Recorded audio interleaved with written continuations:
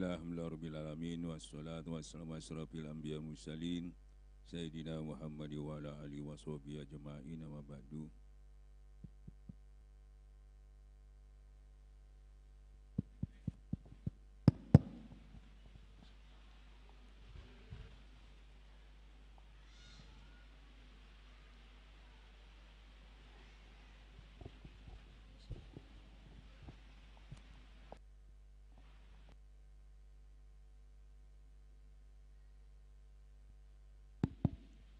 Alhamdulillahirrabbilalamin wassalatu wassalamu asyrafil anbiya mursalin Sayyidina Muhammad wa ala alihi wa sahbihi ajma'in wa ba'du. Ilahi anta maksudi wa ridhoka malubiyatini muhabbataka wa ma'rifataka Rabbi syrah li sadri wa yassir li amri wahlul 'uqdatam min lisani yafqahu qawli. Sahabat Rasulullah sallallahu alaihi wasallam karomah Syekh Muhyiddin Abdul Qadir Syekh Abdullah Mubarak Nur Muhammad Syekh Ahmad Sabul Arifin radhiyallahu al-Fatihah. Bismillahirrahmanirrahim.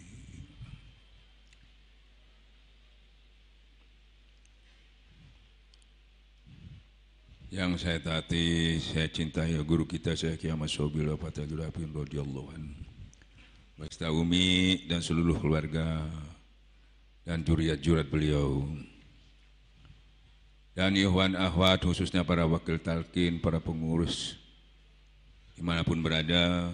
Hari ini kita mendapatkan kesempatan oleh Allah bisa berkumpul di dalam majelis yang berbahagia ini. Mudah-mudahan kita di sini mengadakan manakib, berzikir ya, bersama-sama, mohon kepada Allah mudah-mudahan situasi yang sulit ini, yang prihatin ini, pertama, mudah-mudahan kita jangan putus asa, bertambah-tambah iman kita, bertambah-tambah dekat kita kepada Allah.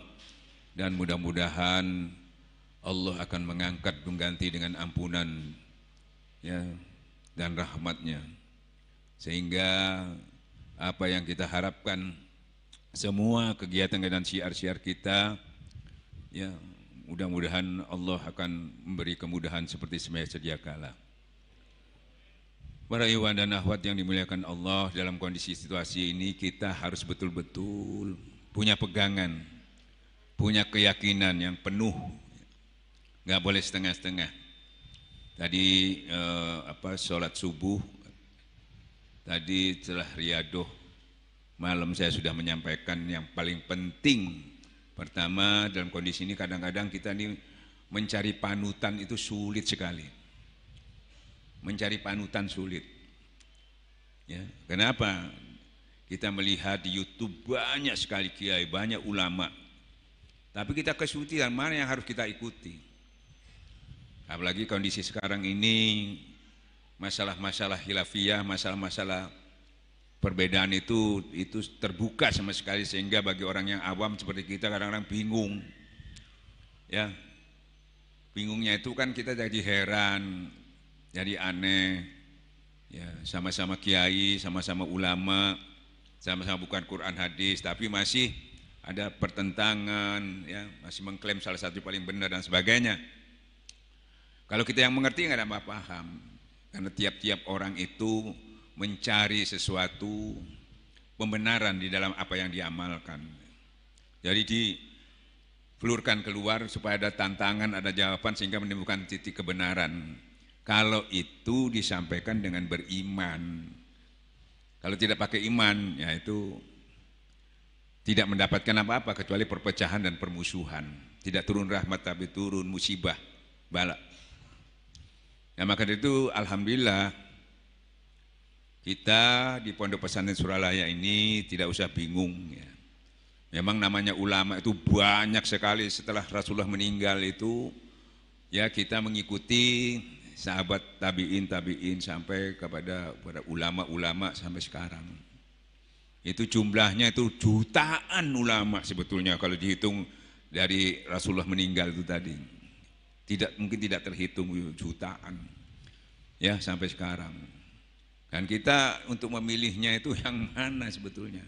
Alhamdulillah kita sudah ada pilihan yang sanadnya sampai kepada Rasulullah sallallahu alaihi wasallam, yaitu guru kita Syekh Ahmad Sabul Arifin radhiyallahu anhu.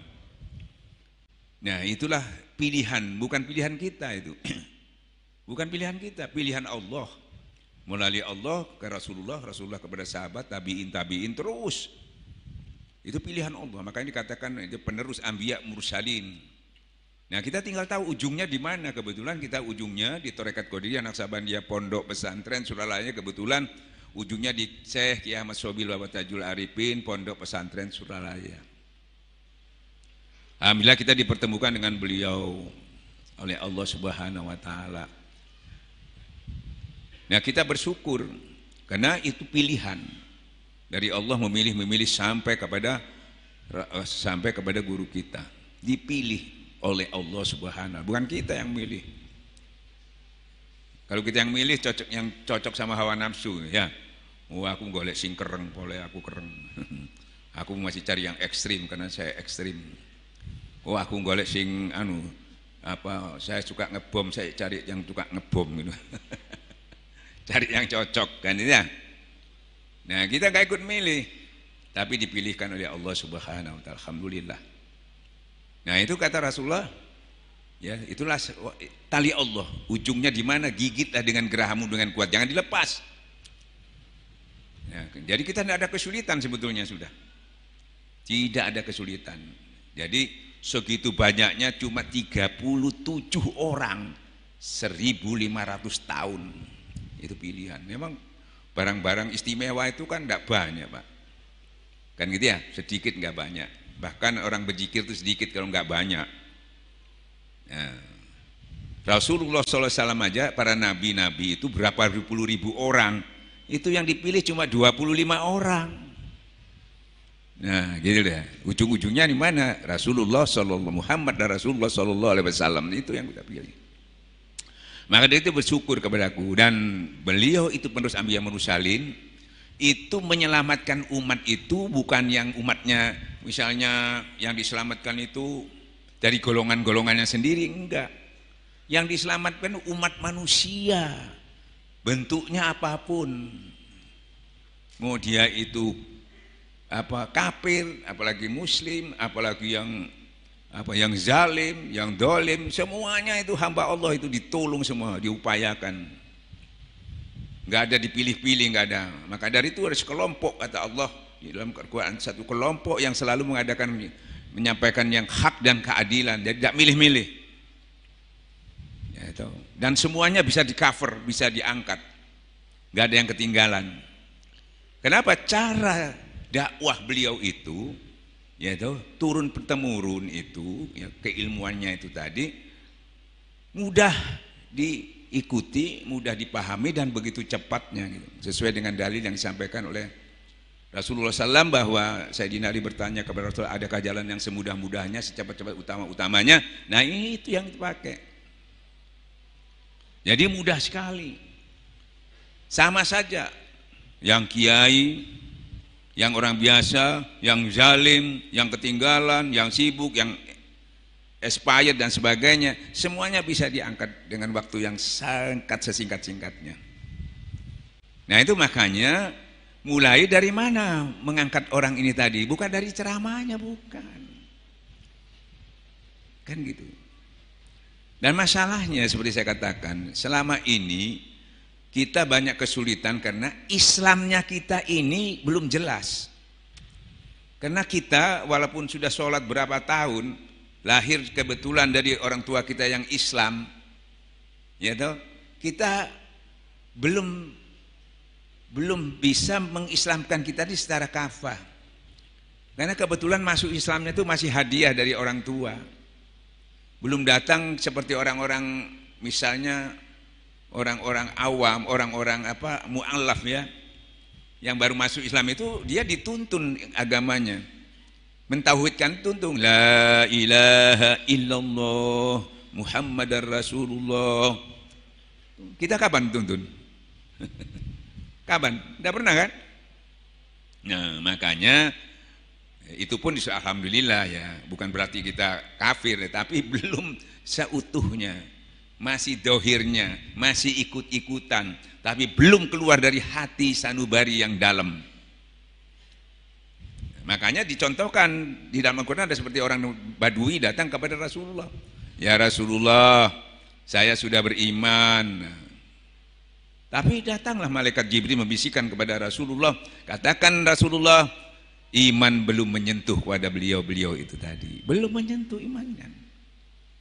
Jadi dia Islam, ya sholat, puasa, zakat, seperti dulu kita begitu kan? Ya sholat juga, ya puasa juga, posoan, haji juga bahkan berkali-kali, sama.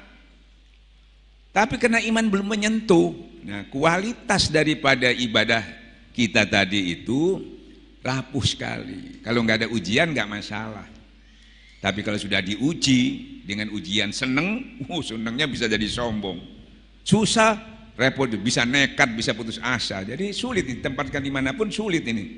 Dikasih seneng sombong, lupa daratan, ya toh. Dikasih susah putus asa, nekat. Nah, ini.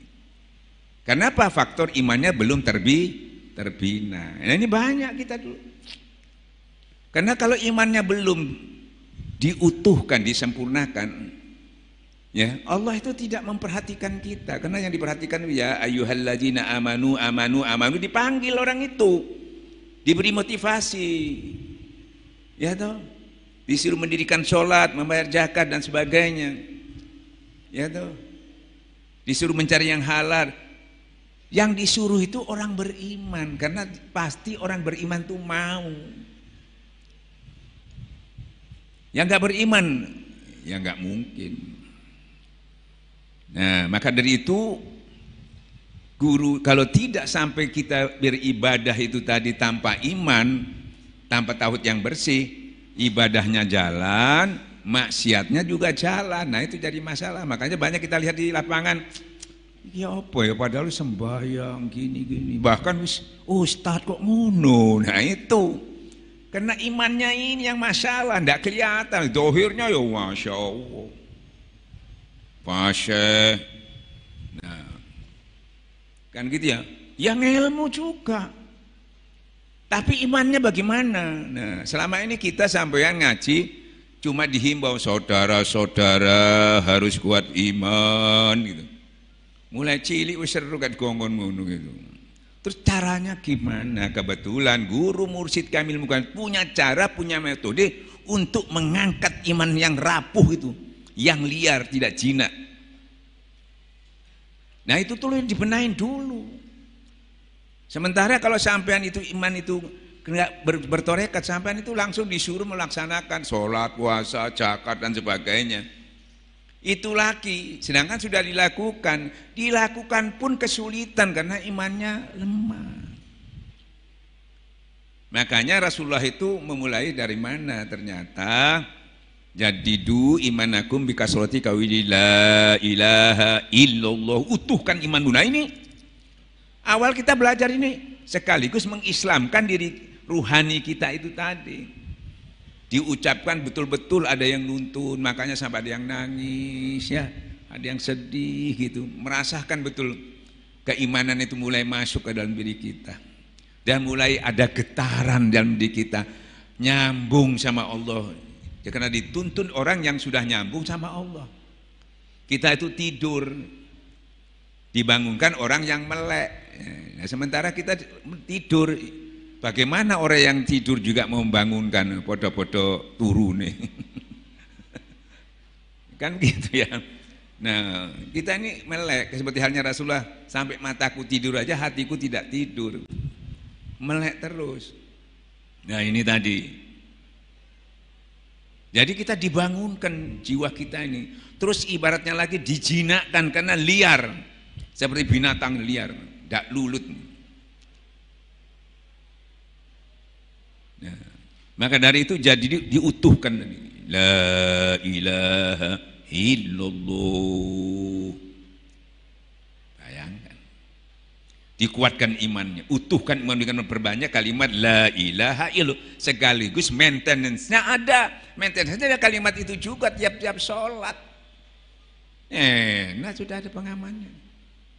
Jadi enggak lagi bagaimana ya supaya kuat iman, bagaimana ya? Enggak ada. Kita sudah punya alatnya. nggak kesulitan. Kalau dulu boleh kita ngomong, kalau sudah nggak perlu lagi bicara bagaimana iman supaya kuat, bagaimana ini, bagaimana nggak perlu. Selesai sudah masalah keimanan. Nggak diulang-ulangi lagi tanya kiai, anu Pak Kiai bagaimana? Wingi wis ditakon-takon mana ya pancet Pak Kiai. Kan gitu ya, hampir satu. Terus dua, tauhid kita ini. Kita harus belajar rukun usuluddin kan gitu ya. Bagaimana memperbaiki tauhid dan sebagainya. Itu sekolahan Pak. Sampai ndak sekolah ya apa sih masa iso. Kesuwen wis langsung ditancapkan di kirhok ofi di dalam diri kita. Itu kirhok. Ditanamkan dalam hati kita. Supaya tauhidnya bersih selain Allah. Jadi di dalam diri kita ini kalau jalan hofi itu tidak ada lain selain Allah. Tauhidnya sekali, maintenance-nya selesai. Nah ini diperbaiki, ditoto dulu. Kalau kalian tidak bertorekat sepurane, membangun rumah tanpa pondasi. Kalau nggak ada angin nggak apa-apa. Kalau ada angin, lulu kok roboh yo. Nah ini pondasinya iman tauhid ini. Nah kita mulai dari situ membangunnya. Baru bisa membangun yang lain. Pasang tiangnya, itu sholat kuat. Ya, pasang gentengnya. Kan gitu ya, menahan hawa nafsu. Kan gitu ya. Jadi semuanya bisa dilakukan dengan sempurna karena pondasinya sudah kuat. Nah, makanya tertata rapi itu. Kalau guru, mursyid, kamil penuh itu rapi. Ada sistem yang diikuti. Enggak asal-asalan. Nah, setelah kuat itu semua, imannya sudah kuat. Nanti kembali ke surat An-Anfal menyatakan bahwa disebut nama Allah, wajilat qulubuhum, bergetar hatinya, sudah nyambung. Nyambung itu setiap ada ilmu yang masuk, ya dari mana saja, selama itu firman Allah, ya itu bukan firman. Jadi kalau kiai dari Muhammadiyah, saudara kita Muhammadiyah menyampaikan, dengarkan baik-baik. Oh aku NO, gak perlu tunggu enggak bisa. Itu firmannya bukan firmannya orang Muhammadiyah, bukan firmannya NO. Bukan firmannya Wahabi, firman Allah. Dengarkan, diam, dengarkan baik-baik supaya kamu mendapatkan rahmat. Sudah, jangan selama itu Quran hadis ya. Mau dari mana kek? Nampung dia. Disampaikan ayat-ayat Allah, nah baru masuk itu. Kalau tanpa iman, tanpa bersih, tidak bisa masuk. Masih tuli, masih tertutup, masih buta. Bagaimana? Makanya bingung. Ngaji bilang-bilang takon mana? Kalau ini sudah tahu nggak perlu takon, tinggal dilaksanakan. Jadi ngajinya gak dowo-dowo, ngamal no. Sing dowo, iki takone ae membahas itu dowo gak mari-mari. Seakan-akan gak pernah selesai. Setelah disampaikan ayat-ayat bertambah-tambah imannya terus. Wes gak atik mana dihimbau saudara-saudara harus wes gak atik. La ilaha illallah. Lah ini ernicinya masuk. Kuat imannya, tambah kuat imannya. Nah, kalau sudah kuat imannya, ilmu masuk terus menerus. Disampaikan ayat-ayat bertambah-tambah imannya. Ini kadang-kadang ayatnya disampaikan karena imannya tidak kuat, imannya nggak nambah, ilmunya nambah. Pinter ceramah, pinter debat, pinter menghujat. Ilmunya nambah, imannya enggak, jadi ulama su. Ulama itu kan berilmu, tapi su, jahat. Ini bahaya, makanya ada istilah ulama su yang paling ditakuti Rasulullah, lebih takut daripada Dajjal. Karena enggak ketara. Yang disampaikan ayat suci Al-Quran, fase, sohe, orangnya penampilannya, wah kalah sampean ini. Ya toh, enggak keruput-keruputannya ini. Sampai ngelihat gini aja sudah. Nah, sampai enggak bisa bedakan. Tetapi kita sudah punya standar. Kan gitu ya.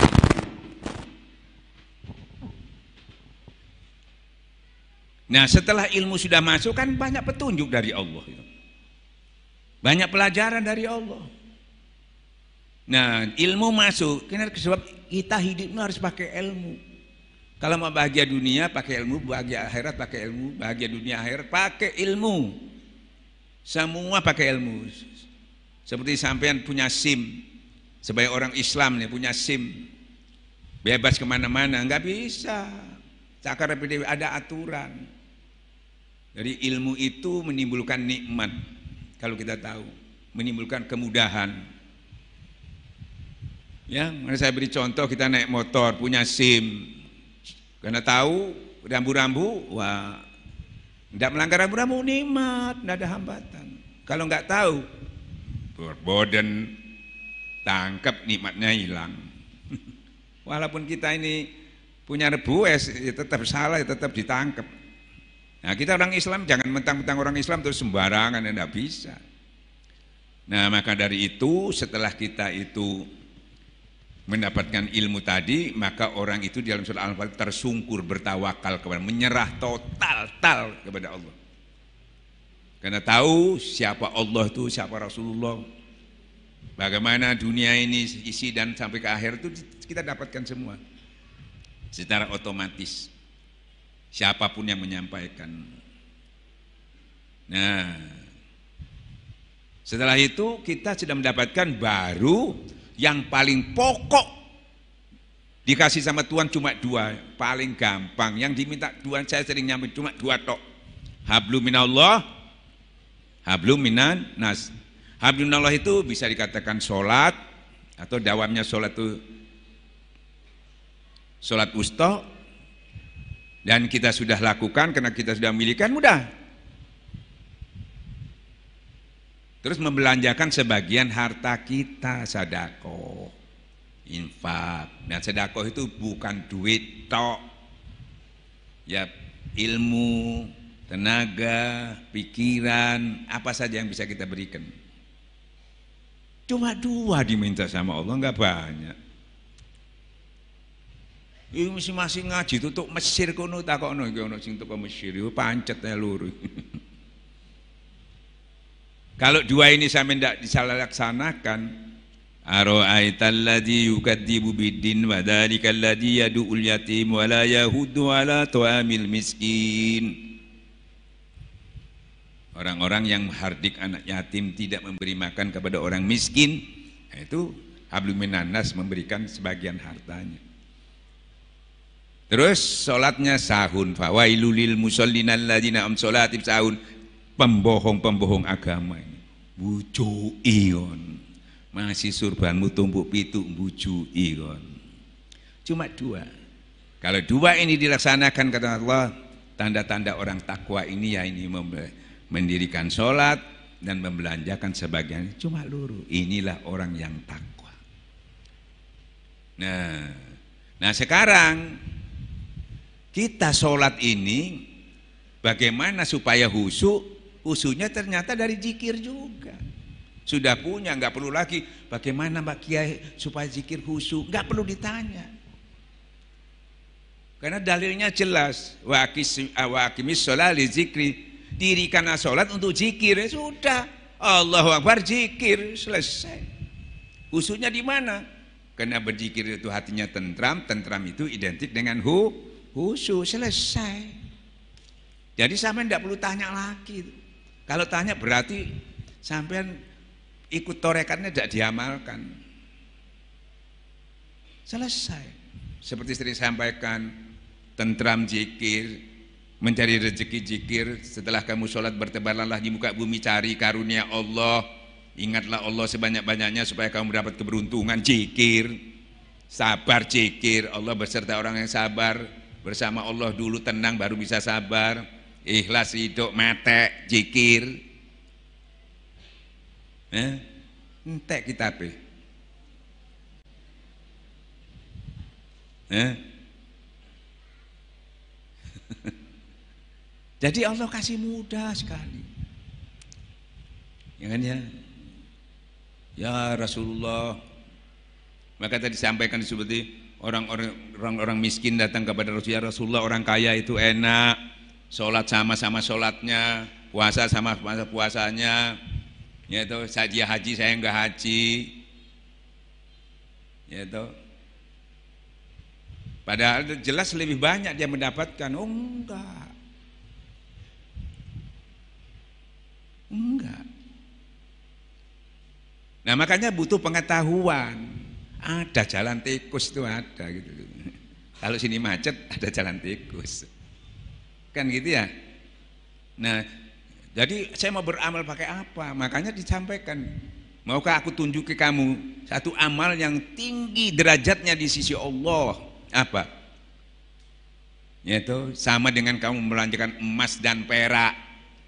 Padahal sampai tidak tahu ngetokno emas sampai perak, gak duwe mana. Tekondi ono durung tentu dikekno. Tapi sampean sama nanti. Sama dengan sampean berjuang, berjihad jalan Allah, memenggal musuh sampai terpenggal. Bayangkan. Padahal sampean tidak tahu melihat perang, dikon ngaji ae males oh perang mana. Sampai terpenggal. Apa ya Rasulullah itu? Zikrullah, lu cuma zikir. Wah enak pol. Jadi kalau sampai tidak punya itu tidak akan ketinggalan juga. Yo, sana naik haji saya enggak. Kalau mau naik haji malam minggu ke sini. Ya. Sampai Israq. Dalilnya sama dengan haji dan umroh. Itu dibenarkan berapa kali sama Rasulullah. Gratis, enak. Bayangno sekarang saya mau antri berapa sampean? Sampean paling mediterno celengan 5.000 wis enggak kaji. Gak bayar ya enggak bisa ndak apa-apa. Enak pol. Lu tinggal sampean aja. Ya. Yang sulit-sulit dipaksa sih gampang ditinggal. Ya apa sih? Dibali nyeleng, dibilang ini kalau bangun tiap malam sampean sesudah subuh, maka subuh itu tidur sudah itu mengundang kemiskinan. Masalah kemiskinan apa? Hadiah banyak sampean tidur, ya miskin.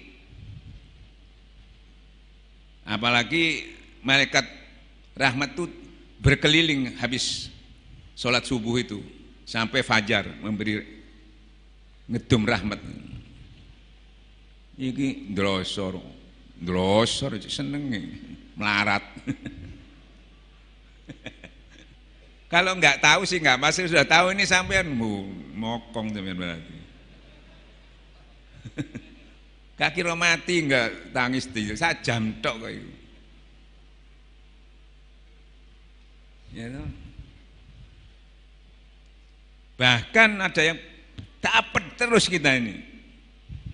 Ya itu kok gampang sekali Ustadz cuma dari zikir. Makanya harus tahu ilmu itu. Orang soro-soro munggah kaji sampai nyeleng begini gatik. Kan gitu ya. Ustadz, saya kepingin tiap bulan motong kambing, ya poso 3 dino, padha karo motong kambing.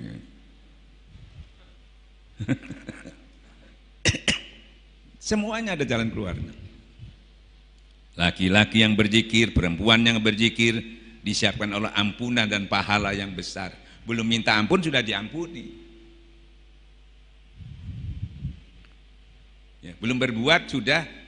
Loh kok bisa Ustaz belum berbuat? Tadi itu dalilnya. Belum berbuat membelanjakan emas dan perak disamakan. Belum perang jihad bisa disamakan dengan orang berperang. Padahal kita belum berbuat itu. Cuma bondoi zikir, lu ya apa? Sampai namanya ngaji apa mana sampai ini? Wis gampang pol ya. Semuanya lewat zikir. Maka dikatakan zikir itu lebih utama ibadah-ibadah yang lain itu. Wallahu zikrul akbar itu zikir, tapi zikir yang mana? Ya diambil daripada ujungnya tadi yang tunjuk saling menunjuk sampai kepada sanadnya sampai kepada guru kita. Itu yang pilihan itu, kalau yang lain tidak bisa Pak. Nah kebetulan kita sudah masuk ke guru kita itu tadi, sudah masuk dalam orang pilihannya, alhamdulillah. Tinggal diistiqomahkan. Yang bisa diistiqomahkan itu cuma zikir. Sholat sampai nunggu waktu ada jeda Pak. Subuh nunggu duhur nunggu asar. Kalau zikir tiap detik. Nah ini yang bisa 1000 karomah. Ini yang dikatakan wal asri innal insana lafi husri. Demi masa yang sudah rugi. Bicara amal soleh. Amal soleh itu ini. Bayangkan belum melakukan, belum diwujudkan sudah dapat, apalagi dilakukan. Kalau yang amal soleh yang lain, sholat, puasa, zakat, sudah dilakukan aja kadang-kadang gugur dia. Kenapa jadi gugur? Bisa ria. Kalau amal soleh zikir ini justru menghilangkan ria. Tidak bisa muncul karena dihantam terus karena Allah. Dihantam terus karena Allah. Jadi nggak bisa ria. Kalau yang lain itu ria bisa mudah. Ini kehebatan zikir ini tadi. Ya. Orang berdiri ku legi. Ya kayak gulo. Makanya malaikat teko kabeh grudu. Kayak tawon. Legi. Ya. Ya apa sampean ini? Makanya kita bersyukur kok kebetulan menemukan guru mursyid yang kamil mukamil, yang pilihan Allah, yang sekarang orang banyak bingung itu mencari apa figur ini susah. Ndelok iki bener, dalilnya bener, tapi kok ngamuan, wah cicing. Oh iki ngomongnya bener, anune bener. Semuanya benar. Ya, kok cek ngilokno wong. Bingung semua. Kok cek gegeran. Lihat guru kita, Mursyid Mahmud Bambil. Ya. Apa amanahnya Pangersa Abah tadi? Jangan memusuhi ulama sejaman. Pangersa Abah tidak pernah musuh sama ulama. Mau yang terkenal, mau yang bawah, tidak pernah. Bahkan tidak pernah ikut campur dalam masalah-masalah keyakinan seseorang. Tidak mau. Bahkan mengeluarkan fatwa, jangan mengusir ulama sejaman, jangan membenci ulama sejaman, jangan memeriksa murad orang lain. Kita lihat di YouTube itu orang ini saling meriksa. Sing Mas Habib meriksa iki, sing meriksa iki, golek salah iki, golek salah. Pangersa guru kita selalu di dalam manaqib menyampaikan jangan memeriksa murid orang lain, apalagi menyalahkan ajaran yang tidak. Itu gibah.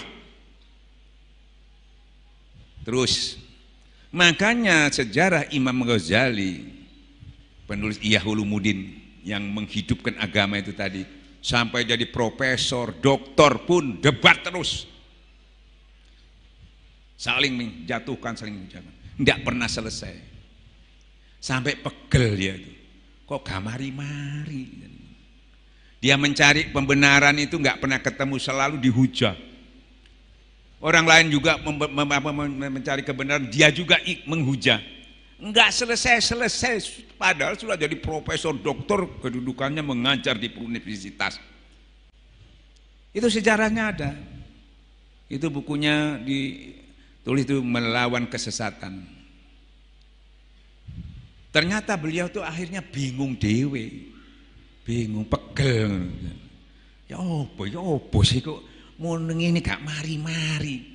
Kono buka Quran hadis, ini buka Quran hadis, kono bukan hadis, NU buka Quran hadis, Muhammadiyah Quran hadis. Kalau tidak percaya sampean yang baru masuk Islam datang ke Kiai ini Muhammadiyah, dikai apa sampean paling? Pak, saya mau masuk Islam, Pak. Oke, duduk, baca. La ilaha illallah Muhammadar Rasulullah. Kan ngono ya? Saya mengakui lah ngono ya. Nah, itu ke Muhammadiyah. Sing situ aku ndak Muhammadiyah, kepingin nangan wae. Mungkin lebih bagus lagi, lebih hebat lagi. Datang ke Wahabi, saya mau masuk Islam. Ya sudah, baca la ilaha illallah Muhammad Rasulullah. Oh doa itu nih ngono. Tapi kok kegegeran ya apa iki? Oh, datang ke NU barangkali ada yang lebih sip lagi. Ya tuh, datang Kiai. Wah, ini kan ahli sunnah wal jamaah. Iya, ini paling bagus ini. Oh ya, wah iki pasti top ini. Baca mulai la ilaha illallah Muhammad Rasulullah. Kok podo ae. Lah kok podo ae kok kegeran. Nabi Musa aja tanya sama Allah, "Ya Allah, tolong aku dikasih amal yang top sekali." Ya itu. Ya ini la ilaha illallah. Iku lah umum iku. Sing khusus ya Allah. Sing khusus yo. Ya wis lungono sing apik. La ilaha illallah padha ae. Afdal dzikir la ilaha wis kana maneh. Inti wis. Ya ampun. Kene iki dihabiskan energi kita, tenaga pikiran kita ini dengan selalu bertongkar, debat dan sebagainya. Padahal tinggalkan perdebatan itu hatta kamu benar. Allah akan membuatkan kamu istana di dalam surga. Kalau kamu dasar debat, diam. Habiskan energi, membuat perpecahan. Makanya Abah itu diam aja. Gak pernah setitik pun. Nah, itu asli mursyid Kamil Mukamil. Gak ada. Bahkan orang-orang kafir pun punya kedudukan. Ya toh? Kedudukannya itu pertama dia makhluk seperti kita, manusia yang ditempatkan di tempat yang diutamakan oleh Allah. Maka diutamakan itu soal dia itu hidupnya juga dijamin sama Allah, rezeki dan sebagainya. Tapi masalah keyakinan, kata Abah Sepuh di dalam manak itu, jangan sekali-kali ikut campur. Kene dicampuri kabeh. Sing mazhab iki nyampuri iki, sing golongan ini nyampuri iki. Wis dadi tahu campur. Semeneng. Akhirnya Imam Ghazali itu setelah mencari-cari apa cara menyelesaikan nang mari gitu. Supaya kafah, supaya betul-betul bisa dinikmati agama ini. Yang diharapkan Robbana atina fid dunya hasanah wa fil akhirati hasanah. Zaman ini saya harus dapatkan ini kok enggak dapat sampai loro. 2 bulan sakit, stres. Akhirnya minta ampun pada Allah, ya Allah, tolongin aku biar selesai. Buka kitab mana. Semua ilmu yang dipelajari tidak menolong. Ada satu petunjuk, oh ini mengikuti cara-cara orang sufi baru bisa, orang tasawuf. Dia ikuti, dia baca, dia hayati, untuk melakukannya nggak bisa, karena dia nggak punya perangkatnya. Cuma bisa bagaimana ulama usul itu melakukan supaya dia mendapatkan petunjuk hadiah dari Allah yang Subhanahu wa taala itu. Nah itu yang nggak punya dia, cuma harus ceritanya tok. Terus juga tahu di dalamnya, oh ternyata suruh zikir yang sebanyak-banyaknya. Dia zikir nggak bisa juga. Karena ada perintah, semua pengetahuan, cuma zikir itu ada perintah untuk suruh belajar. Fas'alu ahla zikir in kuntum la. Cuma zikir, lain-lain itu kias. Belajar fikih tanya sama ahlinya, tafsir tanya ahlinya, belajar ilmu mantik sama ahlinya, belajar ilmu-ilmu yang lain semua, bahkan ilmu dunia tanya sama ahlinya. Itu mengambil kias dari perintah zikir tadi, berguru zikir. Fas'alu ala zikir in kuntum la. Tanyakan kepada ahli zikir. Cuma zikir sebetulnya. Ahli zikir itu bukan tahu dalilnya zikir, dia ahli. Segala-galanya masalah zikir diserahkan kepada beliau. Cari, kalau kamu nggak bisa bertemu dengan Allah, nggak bisa, carilah jalan untuk mendekatkan diri kepada Allah. Kalau nggak mampu, cari orang itu, pasti nggak mampu. Imam Ghazali aja nggak mampu. Akhirnya beliau mengambil talqin zikir. Ternyata ilmunya yang sebanyak itu dikira salah, tidak salah. Cuma perjalanannya mencari, ingin menemui. Kita ini pulang kan mencari Tuhan terus sampai ke ujungnya. Jangan sampai mati tidak ketemu. Waktu hidup ini harus sudah ketemu. Kalau waktu hidup tidak ketemu, nanti matinya ya tambah tidak ketemu. Dia cari ketemu rumahnya, tapi tidak ketemu Allahnya. Sudah sampai di rumahnya, tertutup. Tertutup dalam arti kata bahasa itu buta atau terhijab, tertutup, tidak ketemu. Padahal sudah di rumahnya. Banyak sekali orang di hadapan Ka'bah itu tidak merasa bertemu dengan Allah. Banyak sekali orang ke masjid tidak bertemu sama Allah. Padahal rumahnya Allah. Orang-orang tasawuf, dimanapun kamu berada di situ ada aku. Gak usah sampai nang Mekah soro-soro, nang masjid soro dindiso. Ya itu bukan berarti wis ngono gak nang masjid. Wis ngono cili rumane. Gak nang Mekah. Engkau, wah Ustadz ini kok begitu ya? Wah ini malah diserbuangake. Wong masjid kon buka sampai mari kon buka kon uangnya kon dak nang masjid. Sampean nyopo Ustadz? Hati-hati ya, jangan sampai salah paham. Kan begitu ya? Ternyata untuk bertemu Allah itu nggak bisa kalau nggak pakai wasilah. Makanya wasilahnya carilah jalan yang mendekatkan diri kepada Allah. Kalau tidak kamu cari orang lain, wasilah. Kan itu, carilah wasilah, cari orang. Nah maka sampai dibawa ke sana ke Allah, dikenalkan. Yang dulu sebelumnya sebelum bertarekat cuma ru jenengi, tahu sifatnya, tahu ngapakan 99 asma Allah.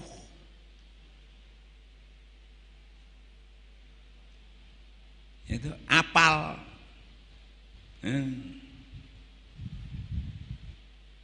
Ya tahu. Kalau sudah bersama enak kalau ngapal sampean. Kan gitu ya. Kita dipertemukan sama Allah. Nah, dikenalkan sama Allah. Nah, disitulah kita mulai dimasukkan ke dalam orang-orang pilihan Allah. Loh, kok bisa masuk pilihan Allah? Pertama yang membawa ini memang sudah pilihan Allah, dibawa ke sana. Ternyata di sisi Allah yang kita dibawa tadi ada nabi, ada syuhada, ada solihin, ada orang soleh. Loh, kumpul kabeh di sini. Oh bener, masuklah kamu ke dalam orang pilihan. Wah kita sudah masuk itu jadi anggota.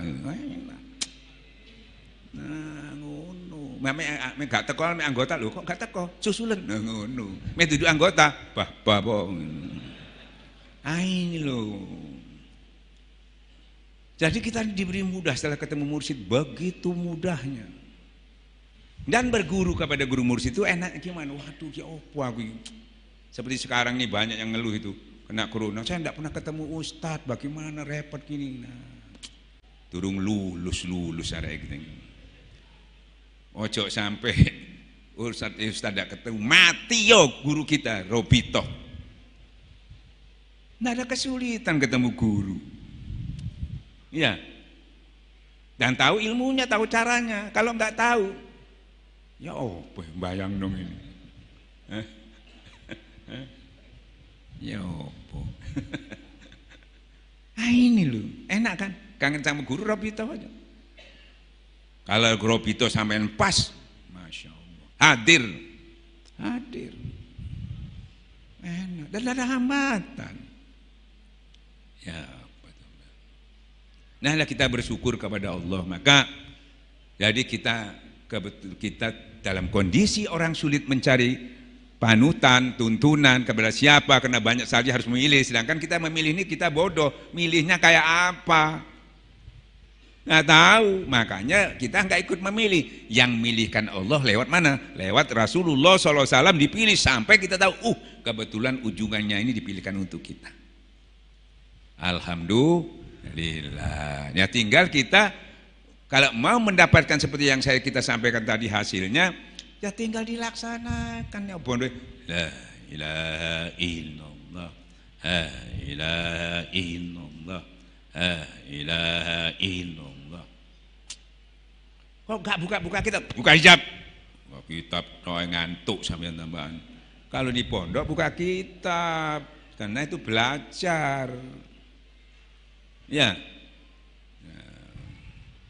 Kalau buka kitab pakai mata ini, kalau buka hijab pakai mata ini, kan gitu, beda-beda. Nah, ya, saya kira begitu, cukup. Balik mana zikir.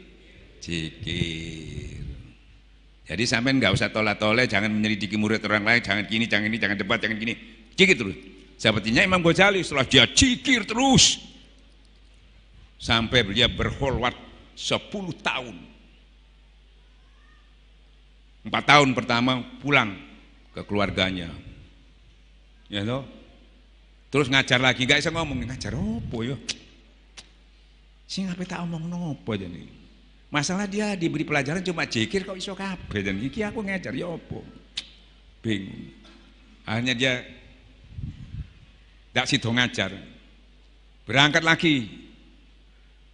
Nggak ada debat lagi. Dia mengamalkan terus, menikmati apa yang diamalkan itu. Karena sudah dia menambah keyakinan, tidak perlu didebatkan. Kalau sudah kamu dapatkan, kan kalau perlu debat, apanya yang didebatkan? Loh, saya ini sudah merasakan manis kopi itu tadi misalnya. Apa perlu tanya lagi bagaimana kopi ini supaya lebih manis? Nggak perlu kali nambah gula tok ae. Nggak perlu tanya orang lain. Ya, dan tidak perlu diberitahu orang lain. Itu kopi manis loh, aku sih ngombe, tidak usah nurui. Makanya nggak ada debat. Tapi kalau enggak, ya apa bener apa enggak aku iki? Saya tolong kandanono. Nah di kandani enggak ngono, aku sak bener ngene gegeran. Tapi kalau kita sudah bisa mandiri, semua bisa dilakukan, enggak perlu debat. Terus menyampaikan kepada orang lain sederhana. Enggak dowo-dowo. Bagaimana caranya sampean kok bisa begitu? Ya toh? Gampang. Apa saya sudah belajar ilmu lagi loh? Buat apa wong ilmu syakeh? Ternyata kurang dekat sama Allah. Jadi kalau sampean mau ya dekat aja sama Allah. Selesai. Lah bagaimana supaya dekat? Ya cari guru yang ahli. Jadi jawabannya gitu aja. Enggak, saya mau tahu hasilnya, enggak bisa. Ini antara kita dengan Allah, maka saking nikmatnya, saking jerone pengetahuan itu, sampai ilmu itu ada yang tidak bisa disampaikan lagi. Kalau ditulis juga nggak bisa, disampaikan nggak bisa, hanya kita yang bisa menikmati dan hanya Allah yang mengetahuinya. Nggak bisa dibagikan. Yang bisa dibagikan itu bukan hasilnya, tapi caranya yang dianjurkan, dan cara itu yang paling mudah, cepat, utama, yaitu dia ditalkin. Makanya sampai Syekh Abdul Qadir berani menyampaikan, hatta kamu punya 1000 kitab, kalau belum ditalkin, ilmu itu masih ada di kitab, belum masuk ke sini. Yang pinter kitab ya toh. Nah kalau sudah dibuka, nah baru kitab itu masuk ke sini. Itu pun perlu dibersihkan dulu, karena ini soheh, artinya juga soheh baru misalnya. Memerlukan waktu berapa tahun membersihkan, baru ilmu itu masuk. Jadi dia ya, jadi ilmu itu memberikan memberikan motivasi ya, ke dalam jiwa kita, membentuk pribadi kita. Nah itulah dikatakan Quran yang berjalan itu tadi. Nah kebanyakan kita mempelajari Imam Ghazali juga nggak sampai ke situ, sampai di ilmunya aja, nggak sampai berani terima torekatnya, nggak berani kholwat, yang bisa selesai juga akhirnya. Jadi yang disampaikan itu menceritakan karomah orang aja, karomah guru diceritakan, karomah ini, karomah terus, karomah orang yang berhasil, karomahnya sendiri nggak ada. Kan gitu ya, hanya ditakno wong liya terus ora apa. Nah makanya kebanyakan gagalnya kita zaman sekarang menghabiskan jilid-jilid Imam Ghazali, tapi cuma sampai di ilmu, tapi nggak sampai berkholwat, nggak sampai dia masuk ke dalam wilayah orang-orang sufi. Akhirnya cuma jadi keilmuan, tapi tidak membentuk pribadinya sebagai seorang sufi yang sudah mengamalkan itu. Nah itu kelemahannya, tinggal satu langkah. Nah di situ banyak orang nggak berani. Nggak beraninya apa? Wah iki opo iki ninggal dunia iki. Enggak berani kebanyakan. Nah, kali masih digawe, nafsunya masih dipakai. Makanya harus full kepada Allah. Nah, orang yang berani full kepada Allah ternyata setelah masuk ke wilayah itu ternyata bukan habis yang ditinggalkan, bukan ketinggalan. Malah ditambah plus barokah sama Allah. Ilmu yang ditinggalkan itu juga dengan banyak, bukan ketinggalan, malah dibuka ilmu-ilmu itu sampai kepada hakikatnya. Nah ini kuncinya. Jadi udah tahu semua, kita bersyukur bahwa guru kita nggak milih-milih lagi mencari orang-orang yang kita belum jelas. Ini sudah jelas. Jadi nggak boleh berguru-guru. Ini khusus ilmu tasawuf. Kalau guru ngaji boleh, guru pakai masih boleh guru-guru itu. Cuma masalah ilmu tasawuf ini, yaitu karena ilmu tasawuf menyangkut ke seluruh kehidupan kita sampai ke akhirat, guru itu yang menuntun, maka kita sudah tidak lagi mencari yang lain, yaitu karena sudah terbukti bahwa guru-guru kita ini dipilih oleh Allah yang kebetulan kita ditakdirkan bertemu kepada beliau. Tinggal apa? Kamu tidak termasuk bersyukur kepadaku sebelum bersyukur kepada orang yang telah berbuat baik. Guru kita telah berbuat baik sampai kepada Rasulullah, makanya kita tawasuli, makanya kita ziarahi, tanda-tanda kita syukur kepada guru kita. Wabillahi taufiq hidayah. Assalamualaikum warahmatullahi wabarakatuh. Pengumuman ya, yang turun perempuan dulu, jangan berebut, jangan numpuk-numpuk, karena kita ini syukur bisa berkumpul, jangan sampai nanti ada larangan, teguran gara-gara kita nggak disiplin. Kita kepingin bulan lagi jangan sampai terhalang ya. Minta tolong itu ya.